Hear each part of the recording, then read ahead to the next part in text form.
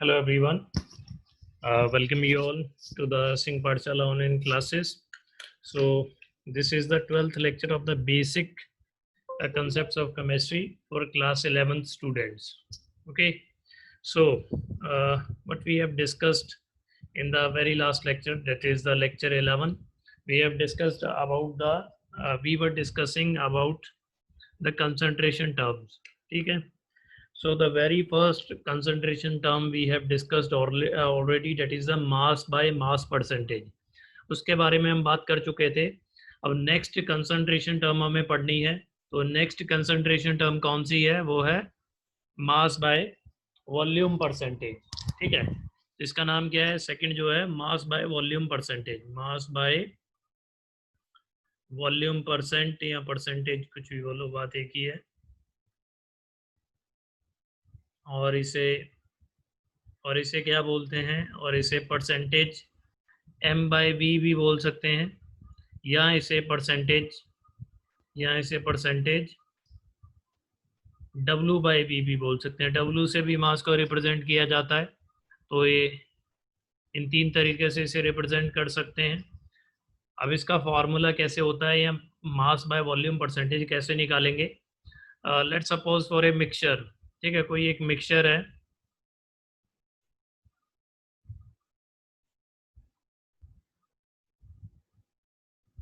कोई मिक्सचर है जिसके अंदर a plus B plus C, A B C का मिक्सचर है. ओके. और इसका जो टोटल वॉल्यूम है इस मिक्सचर का, जो टोटल वॉल्यूम है वो मान लीजिए v है. तो इस मिक्सचर के अंदर a का मास जो होगा वो ma है, b का मास जो है वो mb है, और c का मास अगर mc है. तो अगर हमें इस मिक्सचर के अंदर परसेंटेज m बाई डब्लू, ठीक है, ऑफ a निकालना है, तो उसका फॉर्मूला क्या होगा? Mass of a upon total volume of the mixture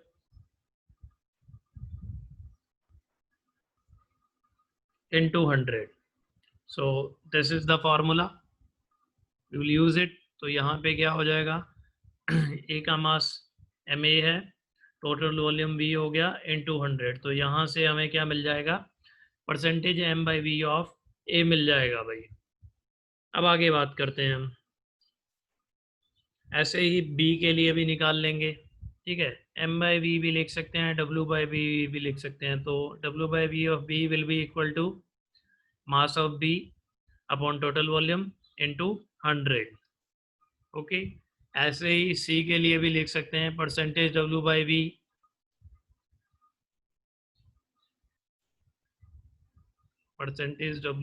of c, it will be mass of c upon total volume into 100.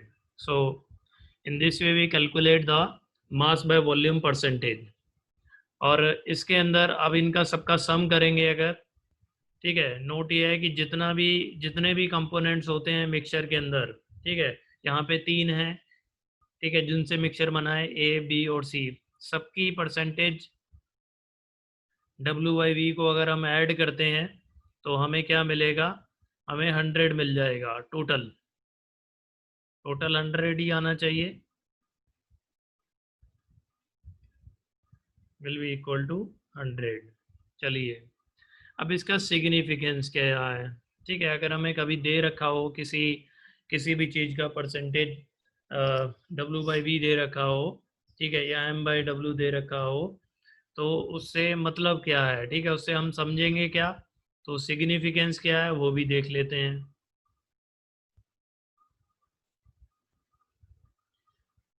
तो सिग्निफिकेंस के लिए एक एग्जांपल ले लेते हैं. फॉर लेट्स सपोज 40%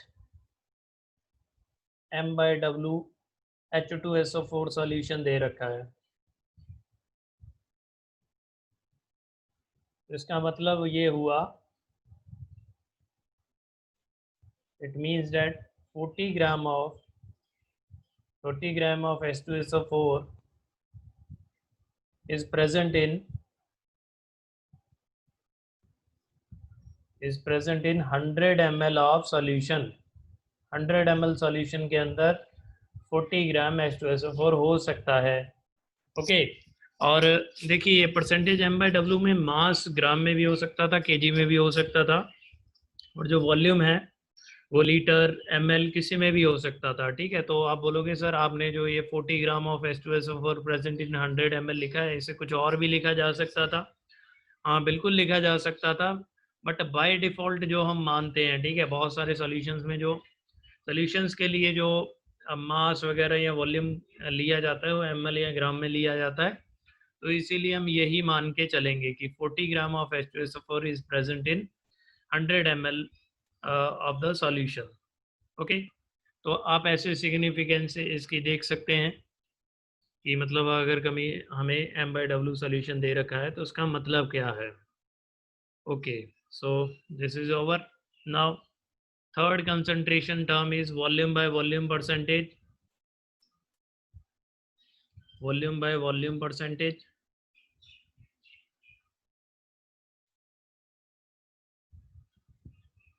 या इसे वॉल्यूम परसेंट भी बोलते हैं, या इसे परसेंटेज W/W भी बोला जा सकता है। अब आगे बात करते हैं। और ए मिक्सचर, अगर कोई मिक्सचर है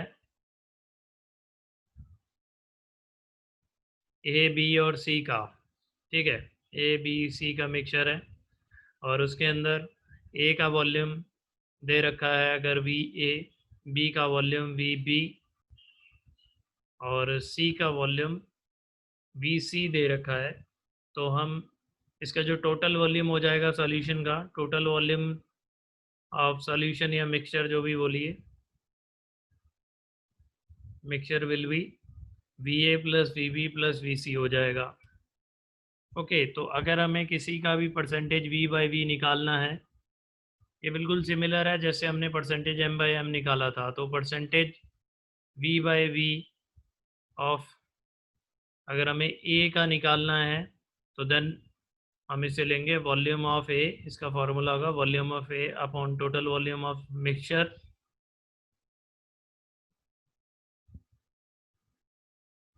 into 100। Okay, so what will right, volume of A हो गया V A, total volume V A plus V B plus V C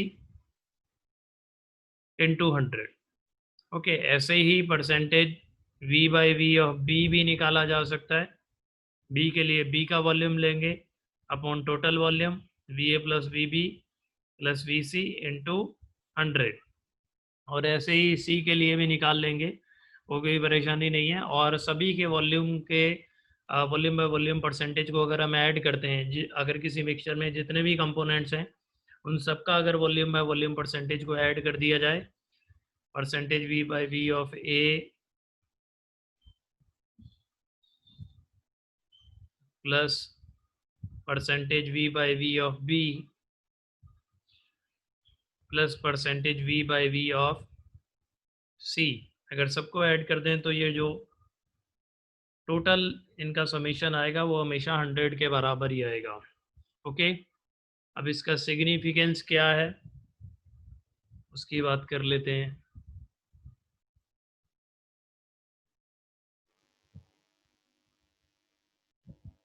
significance देखिए, मान लीजिए कुछ भी, कोई भी हम एग्जांपल कुछ भी ले सकते हैं। Suppose, let's suppose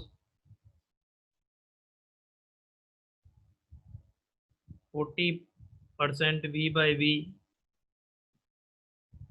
NaNO3 solution है, NaNO3 सॉल्यूशन, इसका मतलब क्या होगा, व्हाट डज इट मीन, इसका मतलब होगा कि 40 ml of NaNO3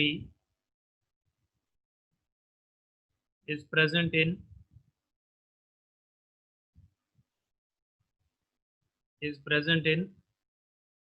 100 ml of solution, 100 ml of solution में प्रेजेंट होगा, ठीक है, 40 ml ऑफ NaNO3। तो इसका मतलब ये होता है, अगर हमें कभी ऐसा दे रखा होगा टर्म, उससे हम क्या समझेंगे वो मैंने आपको बता दिया है। ओके, अब हम बात करते हैं ये यूज़ कहाँ होती है, ये W/W ये जो कंसंट्रेशन टर्म होती है, ये यूज़ कहाँ होती है। अ, उसके बारे में बता देता हूँ। जितनी भी मेडिसिन होती हैं उनका जो कंपोजिशन होता है, ठीक है, जितनी भी लिक्विड मेडिसिन होती हैं उनका जो कंपोजिशन होता है वो W/W में ही बताया जाता है, ठीक है। In most of the cases वो कंपोजिशन W/W में ही बताया जाता है, तो वो भी लिख लेते हैं फिर। W is used to use for the composition of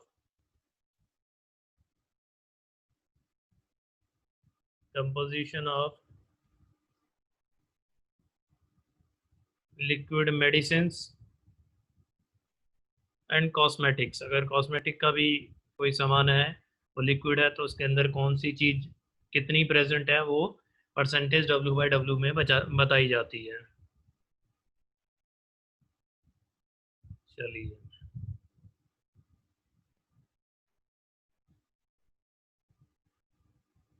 sorry, मैंने मेडिसिन तो पहले ही लिख दिया है, कॉस्मेटिक्स।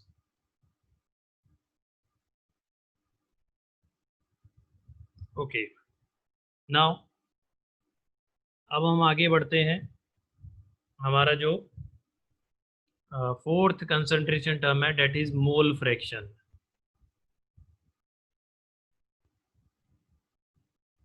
मोल फ्रैक्शन, मोल फ्रैक्शन को एक्स से भी रिप्रेजेंट किया जाता है, ठीक है, तो वो भी मैंने लिख दिया। अब मोल फ्रैक्शन कैसे निकालते हैं और इसका मतलब क्या होता है वो मैं आपको समझाता हूँ।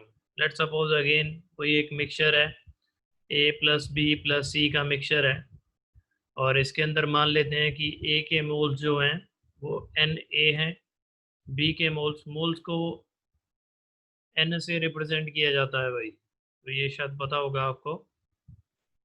Moles are represented by capital sorry small n।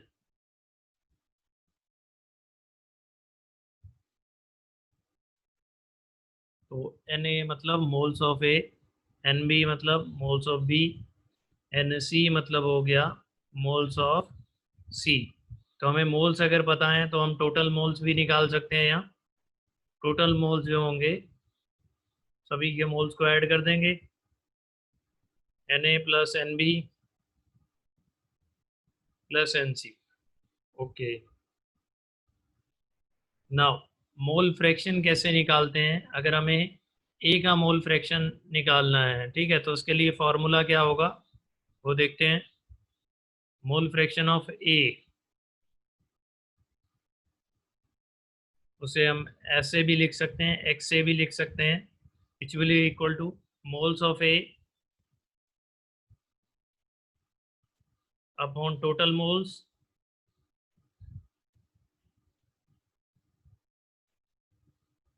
Okay. तो ये मोल फ्रैक्शन का फॉर्मूला होता है, and which will be equal to Na upon Na plus Nb plus Nc। तो ऐसे ए का मोल फ्रैक्शन निकाल सकते हैं। सिमिलरली बी और सी का भी मोल फ्रैक्शन निकाला जा सकता है। Mole fraction of B will be equal to number of moles of B upon total moles.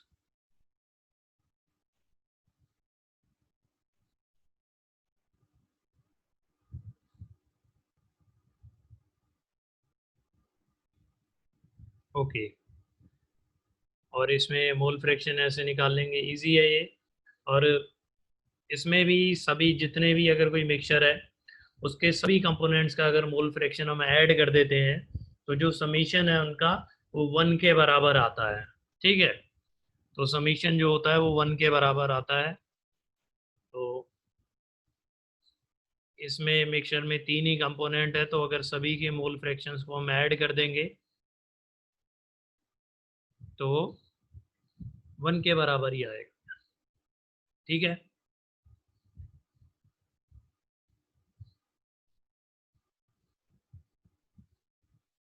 अब देखिए कि अगर कभी भी हम परसेंटेजेस को ऐड करते हैं, ठीक है, सभी कंपोनेंट्स के परसेंटेज को ऐड कर दिया तो 100 के बराबर आता है। और कभी भी फ्रैक्शन, जरूरी नहीं मोल फ्रैक्शन, कोई सा भी फ्रैक्शन हो, अब उसे ऐड करोगे तो उसका जो सम है वो 1 के बराबर ही आना चाहिए।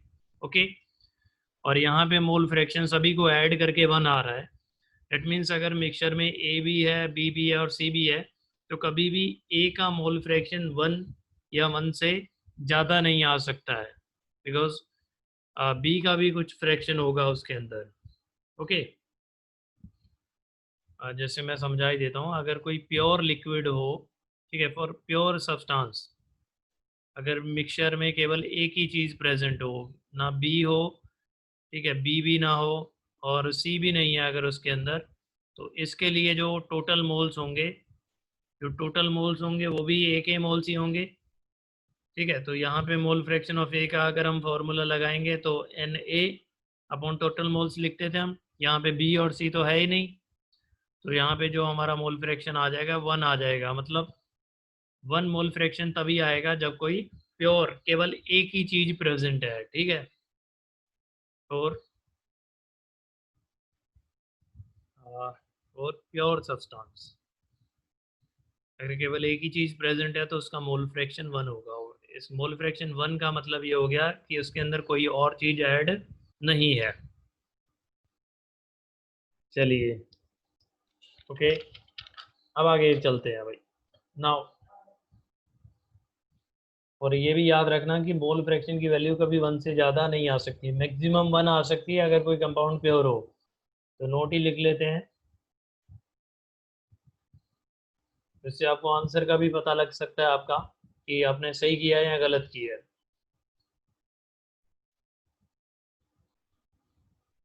The value of mole fraction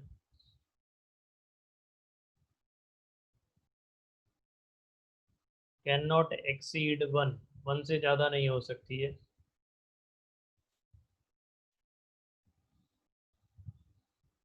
okay, तो ये मोल फ्रैक्शन हमारा फोर्थ कंसंट्रेशन टर्म था। Now next concentration term, fifth is molality. Molality को स्मॉल एम से भी रिप्रेजेंट करते हैं, तो मैं ब्रैकेट में उसका रिप्रेजेंटेशन भी लिख देता हूँ। अब मोलैलिटी होता क्या है, पहले इसकी डेफिनेशन की बात करते हैं। मोलैलिटी क्या होता है? It is defined as the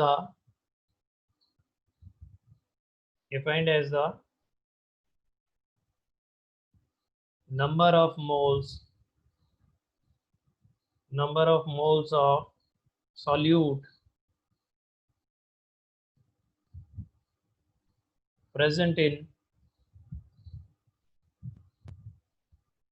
1 kg of the solvent। नहीं, हाँ ठीक है, इन 1 kg ऑफ द सॉल्वेंट। तो 1 kg सॉल्वेंट के अंदर जितने मोल्स होते हैं सॉल्यूट के, तो उसे ही मोलैलिटी बोला जाता है। Okay, and it is represented by small M. Small M से मोलैलिटी को रिप्रेजेंट करते हैं। अब मोलैलिटी का फॉर्मूला, सो मोलैलिटी का फॉर्मूला क्या होगा, डेफिनेशन से ही आ जाएगा फॉर्मूला। तो डेफिनेशन में बोला गया था number of moles of solute पर 1 kg ऑफ द सॉल्वेंट। तो number of moles per KG में निकालने हैं, तो फॉर्मूला क्या होगा? फॉर्मूला कुछ ये होगा, मोलैलिटी इज इक्वल टू होगा number of moles of solute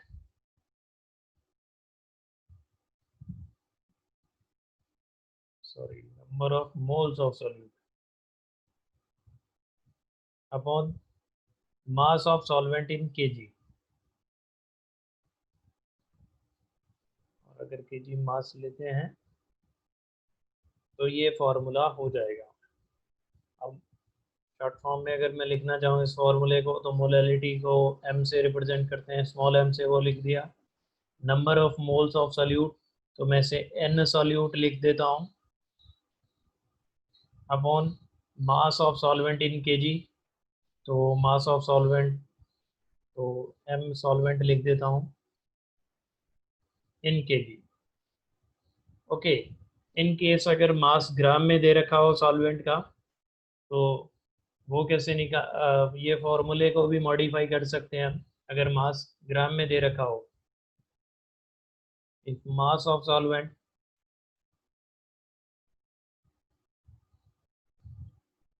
is given in grams. तो फॉर्मूला मोलैलिटी का मॉडिफाई हो सकता है, तो फॉर्मूला क्या बन जाएगा, m is equal to n solute mass of solvent, क्योंकि ये ग्राम में था, अगर ग्राम में है तो इसे केजी में कन्वर्ट करना पड़ेगा हमें। केजी में कन्वर्ट करने के लिए हम इसे 1000 से क्या कर देंगे, डिवाइड कर देंगे, और ये 1000 अल्टीमेटली ऊपर पहुंच जाएगा। तो जो फॉर्मूला हो जाएगा वो कुछ ऐसा हो जाएगा, small m is equal to number of moles of solute upon mass of solvent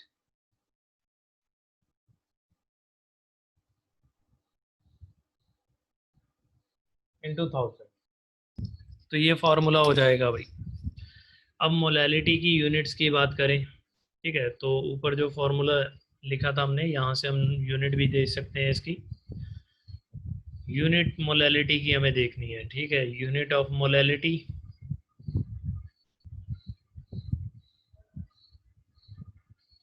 वो क्या होगी।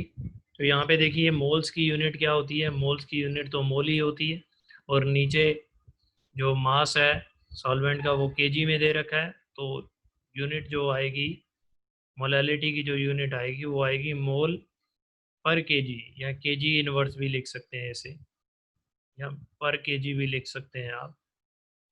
ओके, और इसी को एक और टर्म भी लिखा जाता है, इसका एक और मोल पर केजी को मोलल भी लिखते हैं। तो ये यूनिट हो गई मोलैलिटी की। ओके, अब आगे बढ़ते हैं भाई। मोलैलिटी के बारे में काफ़ी हमने फार्मूला वगैरह पढ़ लिया, और मोलैलिटी में कभी कभार जो सॉल्यूशन, बहुत सारे क्वेश्चंस ऐसे मिलेंगे जहाँ जहाँ हमें मोलैलिटी दे रखी होगी और इस फॉर्मूले का यूज़ करवा के हमसे कोई और चीज़ें पूछी होंगी। ओके, और एक चीज़ और बता दूं मैं आपको, M N solute, number of moles of solute कैसे निकालेंगे, number of moles of solute will be equal to mass of solute. Moles निकालने तो हम पहले ही मोल कंसेप्ट में पढ़ चुके हैं, मास of solute upon upon molar mass of solute. जो मास गिवन होता है, तो ये मैं गिवन ही लिख देता हूँ, given mass of solute upon molar mass of solute. तो उससे डिवाइड कर देंगे तो हमें मोल्स भी मिल जाएंगे भाई। ओके, अब कुछ मोलैलिटी में कुछ इंपॉर्टेंट टर्म्स, अगर कभी हमें मिलता है कुछ क्वेश्चन में, किसी क्वेश्चन में कुछ ऐसा लिखा हुआ मिलता है कि सेंटीमोलल सॉल्यूशन है, ठीक है, सेंटीमोलल सॉल्यूशन, इसका मतलब क्या होता है, solution with molality, solution with molality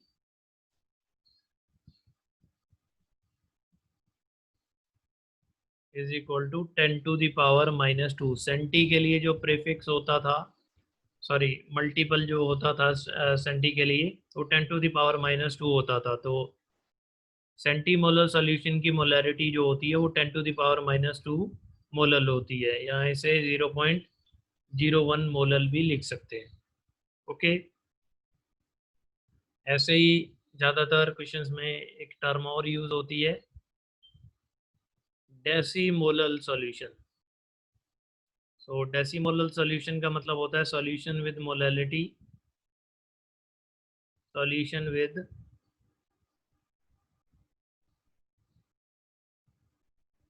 molality is equal to 10⁻⁻1 molal, यहाँ इसे लिख सकते हैं 0.1 मोलल। 10⁻⁻1 क्यों लिखा है, बिकॉज डेसी का जो मल्टीपल होता है वो 10⁻⁻1 ही होता है।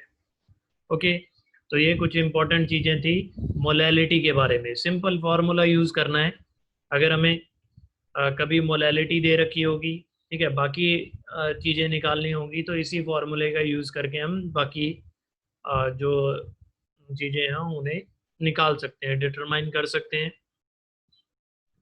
अब आगे बात करते हैं, एक इसमें एग्जांपल देख लेते हैं।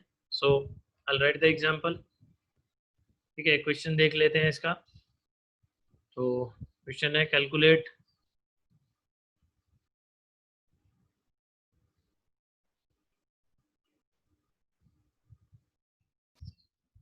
So this is the question on molality. हमें मोलैलिटी निकालनी है। क्वेश्चन में क्या दे रखा है, calculate the molality of 20% W/W aqueous solution of KCl। ठीक है, KCl का एक्वस सॉल्यूशन है 20% W/W। तो मैंने आपको पहले ही बताया था, हमने कंसंट्रेशन टर्म पढ़ी थी एक W/W। तो W/W का सिग्निफिकेंस भी मैंने आपको बताया था। उस W/W का सिग्निफिकेंस का यूज़ यहाँ करेंगे। ओके, तो यहाँ पे हमें क्या दे रखा है, 20% W/W aqueous solution of KCl दे रखा है। तो इसका मतलब क्या होगा, व्हाट डज इट मीन? इसका मतलब ये होता है कि 20 gram of KCl is present in 100 gram of solution, 100 gram of solution. Okay, और जैसा कि हमें पता है कि जो टोटल सॉल्यूशन का मास होता है, ठीक है, टोटल मास ऑफ सॉल्यूशन, जो सॉल्यूशन होता है वो मास ऑफ सॉल्यूट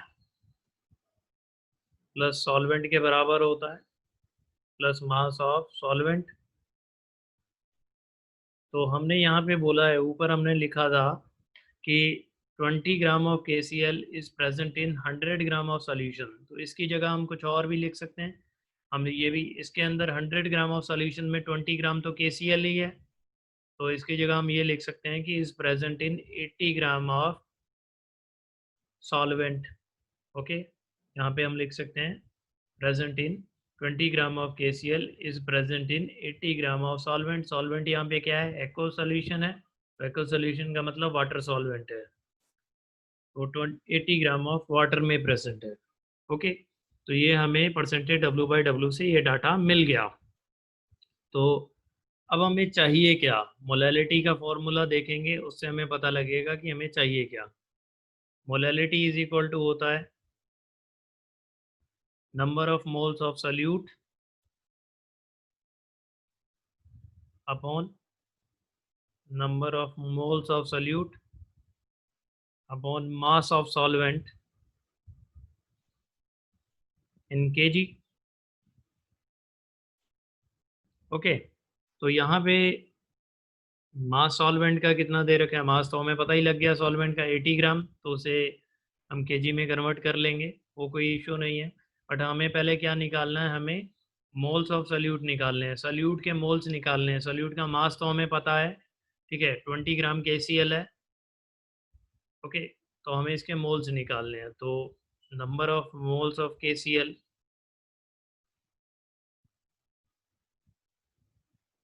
जो हमारा सॉल्यूट है, उसका given mass upon molar mass formula use करेंगे। Given mass upon molar mass, तो गिवन मास जो है वो 20 ग्राम है।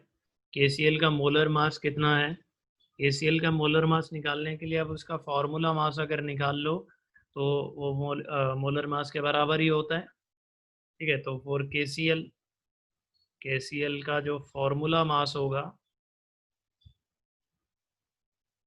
That will be mass of potassium. ठीक है, पोटेशियम का मास होता है 39U प्लस क्लोरीन का मास 35.5U, तो will give us 74.5U। Okay, तो इसका मोलर मास भी इसके फॉर्मूला मास के बराबर ही होता है। ये बातें हम मोल कंसेप्ट में कर चुके हैं। फॉर्मूला मास इसका कितना, सॉरी, फॉर्मूला मास 74.5 है, तो मोलर मास भी 74.5 होगा, बट यूनिट अलग होगी, ग्राम पर मोल में होगा। तो यहाँ से नंबर ऑफ मोल्स जो हैं वो KCl के आ जाएंगे 20/74.5 मोल्स। ओके, नाउ अब मोलैलिटी के फॉर्मूले में मोल्स की वैल्यू को रख देंगे। तो मोलैलिटी था moles of solute upon mass of solvent in KG।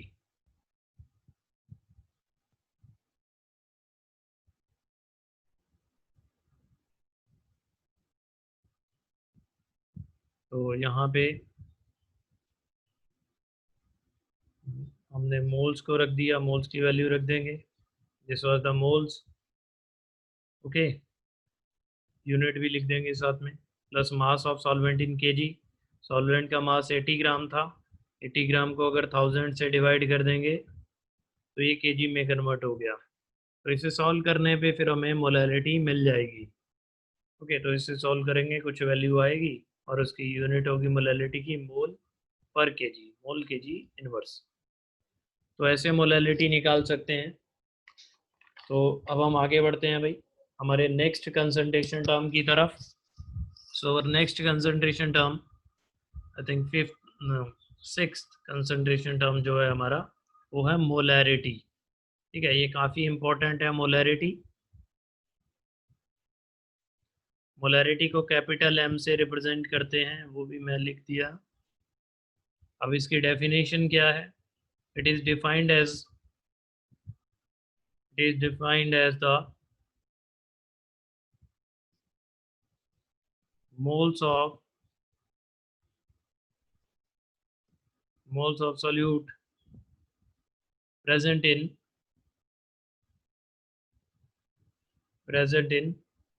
1 liter of the solution। Solution के 1 लीटर में जितने भी सॉल्यूट के मोल्स होंगे उसे मोलैरिटी बोला जाएगा। ओके, और मोलैरिटी को कैसे रिप्रेजेंट करते हैं? कैपिटल एम से। It is represented bye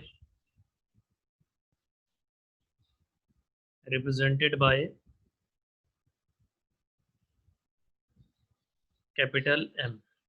okay, now molarity का फॉर्मूला लिख लेते हैं। Molarity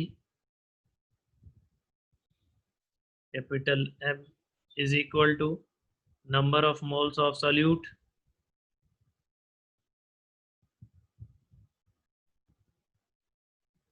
upon volume of solution in litre.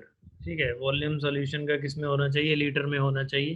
तो ये मोलैरिटी का फॉर्मूला होता है। तो इससे हमें पता लग जाएगा पर लीटर ऑफ द सॉल्यूशन में कितने number of moles of solute होंगे, वही हमारी मोलैरिटी होती है।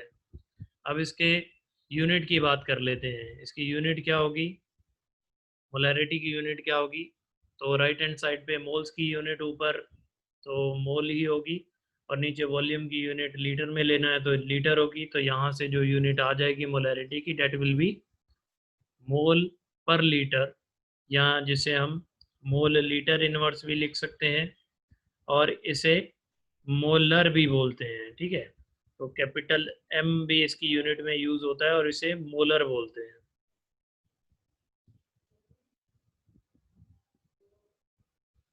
ओके, नाउ अब इस पे हम एक एग्जांपल भी कर लेते हैं। ठीक है, इसे कैसे कैलकुलेट करते हैं, तो उसके लिए मैं इंसर्ट कर देता हूँ इसमें क्वेश्चन। चलिए, तो ये क्वेश्चन मैंने इंसर्ट कर दिया मोलैरिटी के ऊपर। इस क्वेश्चन में क्या दे रखा है? Calculate the molarity of NaOH। NaOH की मोलैरिटी निकालनी है in the solution prepared by dissolving its 4 gram in enough water to form 250 ml of the solution. यानी कि हमें वॉल्यूम दे रखा है सॉल्यूशन का। ठीक है, तो गिवन डाटा क्या दे रखा है, इस पे हम पहले फोकस करेंगे। एक तो ये दे रखा है कि 4 ग्राम NaOH को डिसॉल्व किया गया है। तो NaOH डिसॉल्व किया गया है तो NaOH हमारा सॉल्यूट है यहाँ। ठीक है, NaOH हो गया हमारा सॉल्यूट, और जो हमारा वाटर है वो हो गया सॉल्वेंट। नाउ सॉल्यूट का मास हमें दे रखा है, मास ऑफ सॉल्यूट वो दे रखा है 4 ग्राम, और वॉल्यूम ऑफ द सॉल्यूशन दे रखा है हमें 250 ml। 250 ml। ओके, अब वॉल्यूम, अब मोलैरिटी के फॉर्मूला पहले हम लिखेंगे ताकि हमें पता लगे कि कौन कौन सी जो पैरामीटर्स हैं हमें रिक्वायर्ड हैं, जो चाहिए हमें। ठीक है, तो मोलैरिटी इज इक्वल टू होता है number of moles of solute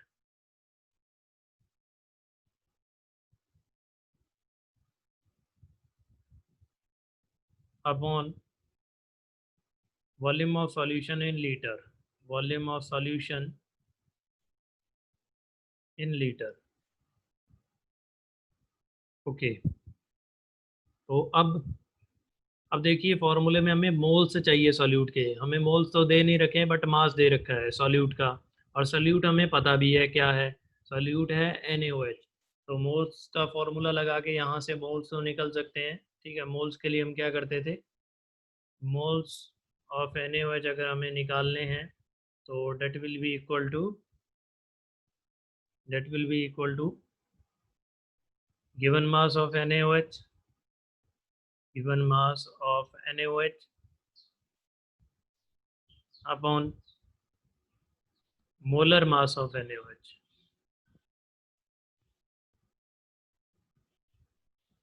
तो देखिए गिवन मास तो हमें दे ही रखा है, गिवन मास हमें 4 ग्राम दे रखा है, और मोलर मास की बात करें तो मोलर मास मॉलिक्यूलर मास के बराबर होता है।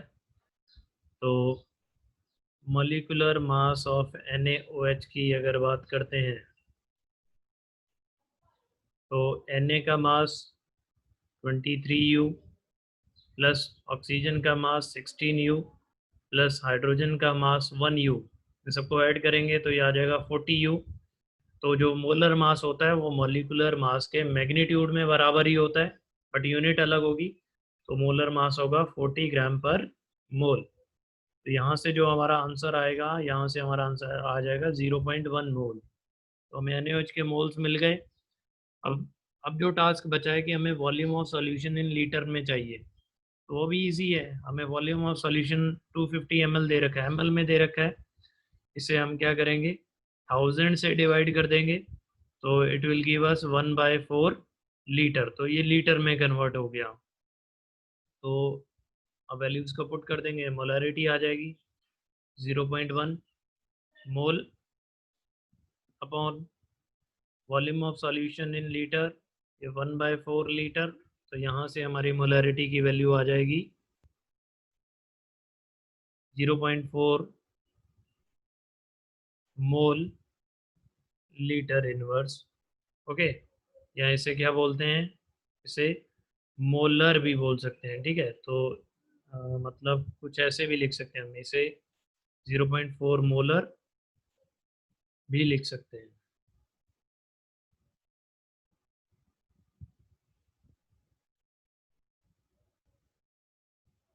सो मोलैरिटी भी हमने निकाल ली। अब मोलैरिटी के बारे में ये क्वेश्चन भी कर लिया हमने, मोलैरिटी के बारे में भी कुछ कभी कभार हमें क्वेश्चंस में दे रखा होता है कि डेसी मोलर सॉल्यूशन है या सेंटी मोलर सॉल्यूशन है, तो उसका मतलब क्या होता है ये आपको समझ में आना चाहिए। सेम जो मैंने मोलैरिटी में बताया था वैसे ही कुछ सेंटी मोलर सॉल्यूशन का मतलब होता है, सेंटी मोलर सॉल्यूशन का मतलब होता है कि सॉल्यूशन की मोलैरिटी जो है, मोलैरिटी जो है वो 10⁻⁻² मोलर है, ठीक है। और डेसी मोलर सॉल्यूशन का मतलब होता है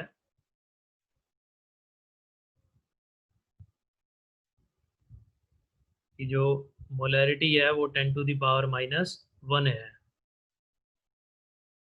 ओके, तो ये मोलैरिटी के बारे में हो गया। अब जो लास्ट थिंग जो मेरे को बतानी थी, मोलैरिटी वर्सेस मोलैलिटी में। ओके, मोलैलिटी को स्मॉल m से रिप्रेजेंट करते हैं, ठीक है, और मोलैरिटी को कैपिटल M से रिप्रेजेंट करते हैं। तो पहली बात तो रिप्रेजेंटेशन का ध्यान रखोगे आप।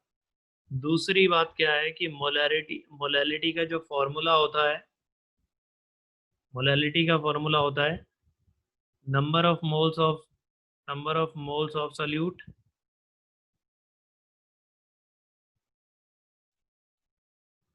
अपॉन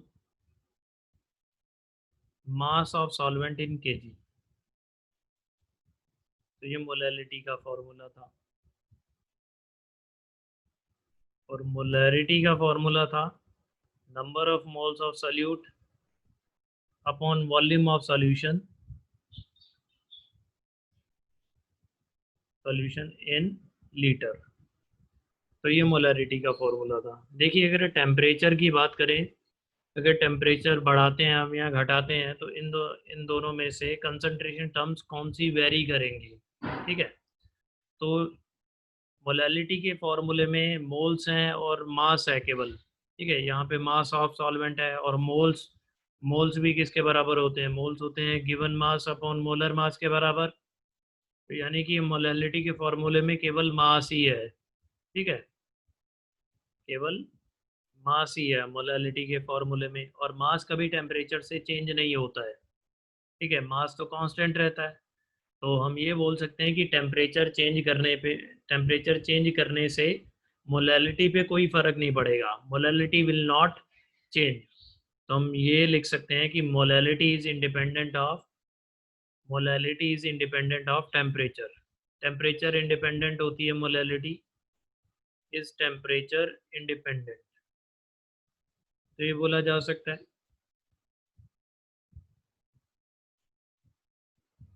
अब मोलैरिटी की बात करते हैं। मोलैरिटी के अंदर जो ऊपर मोल्स ऑफ सॉल्यूट हैं, तो मोल्स ऑफ सॉल्यूट तो मास से ही निकलेंगे, गिवन मास अपॉन मोलर मास से, ठीक है। तो मास, ऊपर वाला टर्म तो टेम्परेचर पे डिपेंड नहीं कर रहा बिकॉज उसके अंदर मास ही है केवल, ओके। बट नीचे वाले टर्म में क्या है, वॉल्यूम। और आपको पता है कि जब भी कभी टेम्परेचर बढ़ाते हैं तो चीज़ें क्या करती हैं, एक्सपैंड होती हैं। तो टेम्परेचर बढ़ाने से क्या होगा, टेम्परेचर बढ़ाने से वॉल्यूम जो है वो बढ़ता है, ठीक है, यानी कि चेंज होता है वॉल्यूम। और वॉल्यूम चेंज होगा तो मोलैरिटी भी फिर चेंज होगी बिकॉज वॉल्यूम जो है वो मोलैरिटी के फॉर्मूले में है। तो वॉल्यूम बढ़ेगा, तो क्योंकि वॉल्यूम डिनोमिनेटर में है तो मोलैरिटी क्या हो जाएगी, मोलैरिटी कम हो जाएगी, ठीक है। तो यानी कि टेम्परेचर चेंज करने से मोलैरिटी चेंज होती है। जो मोलैरिटी है वो टेम्परेचर डिपेंडेंट है, molarity is temperature dependent, okay. So ये था। अब उसके बाद में बात करते हैं, नाउ मोलैलिटी कभी दे रखी हो तो उसे मोलैरिटी में कैसे कन्वर्ट करेंगे, ठीक है। तो उसके बारे में मैं आपको बता देता हूँ। Conversion of conversion of molality molality into molarity, ठीक है। इसे उल्टा भी हो सकता है, अब मोलैरिटी को भी मोलैलिटी में कन्वर्ट कर सकते हो और मोलैरिटी इनटू मोलैलिटी। तो ये जो है मैं आपको एक एग्जाम्पल दे के समझाऊंगा, और इन दोनों कन्वर्जन के लिए हमें डेंसिटी की ज़रूरत होती है, ठीक है। For those two conversion requirement क्या है, रिक्वायरमेंट है कि सॉल्यूशन की डेंसिटी जरूर मतलब होनी चाहिए हमारे पास, ठीक है। क्वेश्चन में अगर हमसे ये कन्वर्ट करवाएगा तो हमेशा सॉल्यूशन की डेंसिटी देगा, डेंसिटी ऑफ सॉल्यूशन चाहिए ही हमें, तभी हम ये कर पाएंगे, ओके। तो एक क्वेश्चन ले लेते हैं, उसमें देखेंगे कि ये कैसे होगा। So here is the question. देखिए भाई, इस क्वेश्चन में क्या दे रखा है, the density of 3 molar solution of NaCl is 1.25 ग्राम पर ml, कैलकुलेट द मोलैरिटी। हमें यहाँ मोलैरिटी दे रखी है, ठीक है। बेसिकली हमें यहाँ पे मोलैरिटी को मोलैलिटी में कन्वर्ट करना है, मोलैरिटी को मोलैलिटी में कन्वर्ट करना है with the help of density of the solution. वो मैंने आपको बताया ही था कि इसे मोलैरिटी को मोलैलिटी में या मोलैलिटी को मोलैरिटी में करना है तो हमें डेंसिटी ऑफ द सॉल्यूशन चाहिए चाहिए। तो देखिए कैसे करेंगे ऐसे क्वेश्चंस को। तो सबसे पहले तो जो गिवन डाटा है आप हम उन्हें लिखेंगे, ठीक है। गिवन हमारे पास क्या दे रखा है, गिवन एक तो डेंसिटी दे रखी है सॉल्यूशन की, density of NaCl solution, and that is 1.25 ग्राम पर ml, ओके। और क्या दे रखा है हमें, मोलैरिटी दे रखी है, molarity of NaCl solution is 3 molar, okay. अब ये 3 मोलर का यहाँ पे हमें सिग्निफिकेंस यूज करना है। मोलैरिटी क्या होती थी, बाय डेफिनेशन हमें पता है मोलैरिटी होती थी number of moles of solute पर लीटर ऑफ द सॉल्यूशन। तो यानी कि 3 मोलर मोलैरिटी का मतलब क्या हुआ, it means that 3 moles of NaCl, क्योंकि NaCl सॉल्यूशन है और उसमें NaCl सॉल्यूट है। NaCl is present in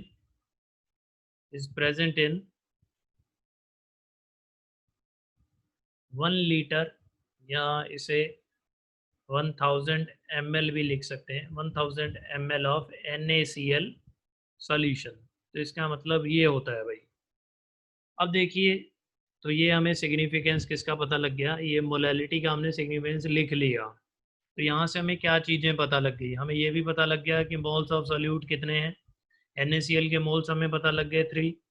volume of the solution भी यहाँ से पता लग गया, 1000 ml है सॉल्यूशन का volume.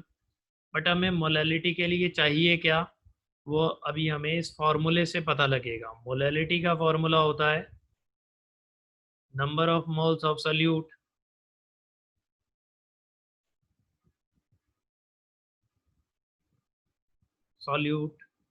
Upon mass of solvent in KG. ठीक है, तो मोल्स ऑफ सॉल्यूट तो देखिए जब हमने सिग्निफिकेंस लिखा यहाँ से तो ये हमें मिल गए। ठीक है, मोल्स ऑफ सॉल्यूट तो हमें मिल गए, 3 मोल है। बट अब हमें क्या चाहिए, मास ऑफ सॉल्वेंट चाहिए। अब मास ऑफ सॉल्वेंट कैसे आएगा, तो हमें थोड़ा सा दिमाग लगाना पड़ेगा। हमें डेंसिटी ऑफ NaCl सॉल्यूशन भी दे रखा है और वॉल्यूम भी दे रखा है, तो यानी कि हम मास ऑफ द सॉल्यूशन निकाल सकते हैं। पहले तो हम मास ऑफ सॉल्यूशन निकालेंगे डेंसिटी का फॉर्मूला यूज करके। Using density of the solution will be equal to mass of solution upon volume of solution. ठीक है, तो मास ऑफ सॉल्यूशन यहाँ से आ जाएगा, मास of solution will B density के साथ, डेंसिटी थी 1.25 ग्राम पर ml इनटू वॉल्यूम जो था वो था 1000 ml। तो यहाँ से हमारा जो मास है वो ग्राम में आ जाएगा, इट विल बी 1250 ग्राम। तो ये हमारा सॉल्यूशन का मास आ गया। बट हमें किसका मास चाहिए, मोलैलिटी निकालने के लिए सॉल्वेंट का मास चाहिए।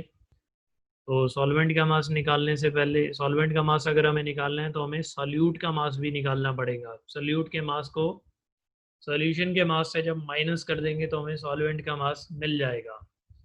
तो मास ऑफ सॉल्यूट, अब हमारे पास टास्क है मास ऑफ सॉल्यूट। सॉल्यूट का मास हमें नहीं पता है बट हमें मोल्स पता है। ठीक है, तो सॉल्यूट के मोल्स कितने थे, 3 मोल्स ऑफ NaCl थे। तो मोल से भी मास निकाला जाता है, बिकॉज मोल्स जो है वो मास से ही आते हैं। मोल्स का formula N is equal to given mass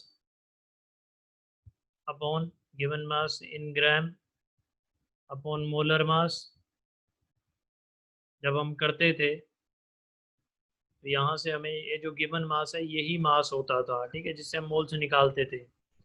but यहाँ पे मोल्स दे रखे हैं हमें, तो मास को निकालना है, तो कोई दिक्कत नहीं, इसी फॉर्मूले को यूज करेंगे। सो हेयर N की वैल्यू है 3 mole is equal to mass हमें निकालना है अपॉन मोलर मास जो होता है NaCl का। तो NaCl का जो फॉर्मूला मास होता है उसी से मोलर मास आ जाएगा। फॉर्मूला मास होता है NaCl का, वो होता है 23 तो हो गया सोडियम के लिए, प्लस 35.5 हो गया क्लोरीन के लिए। तो it will give us 58.5 U, यानी कि इसका मोलर मास भी कितना होगा, 58.5 ग्राम पर मोल होगा। तो यहाँ से हमें मास मिल जाएगा, मास आ जाएगा 3 मोल इंटू 58.5 ग्राम पर मोल। पर मोल से मोल कैंसिल हो जाएगा, यहाँ से हमें ग्राम में मास मिल जाएगा। वो कितना मिल जाएगा हम कैलकुलेट कर सकते हैं, 58.5 इंटू 3, तो इट विल गिव अस 175.5। तो 175.5 तो मास आ गया किसका, NaCl का, यानी कि सॉल्यूट का। अब हमें पता है जो टोटल मास होता है ऑफ सॉल्यूशन का, total mass of solution will be equal to mass of solute plus mass of solvent.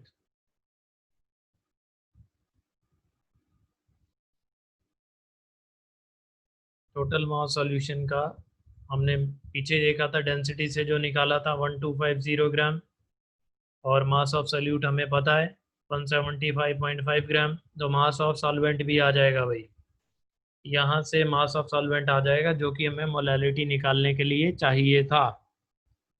So here in दोनों को माइनस करेंगे तो मास ऑफ सॉल्वेंट आ जाएगा, ये कितना आ जाएगा, माइनस कर लेते हैं,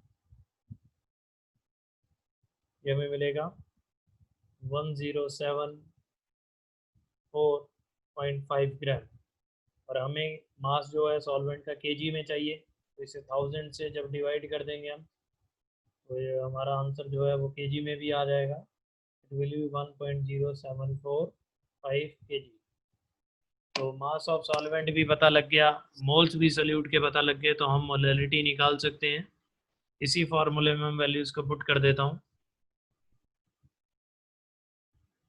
मोल्स 3 मोल, और जो मास है सॉल्वेंट का केजी में 1.0745 केजी। तो यहाँ से हमारी मोलैलिटी आ जाएगी, जितनी भी वैल्यू आएगी वो मोल पर केजी में इसकी वैल्यू आ जाएगी। तो ऐसे निकालते हैं भाई, मोलैलिटी से, सॉरी मोलैरिटी से हमने मोलैलिटी को निकाला है। ओके, तो डेंसिटी ऑफ सॉल्यूशन का कुछ ऐसे यूज़ किया जाता है। So this is that's all from my side for today's lecture. केवल एक ही लेक्चर बचा है इस चैप्टर में, वो भी मैं जल्दी मतलब कंप्लीट कर दूंगा उससे।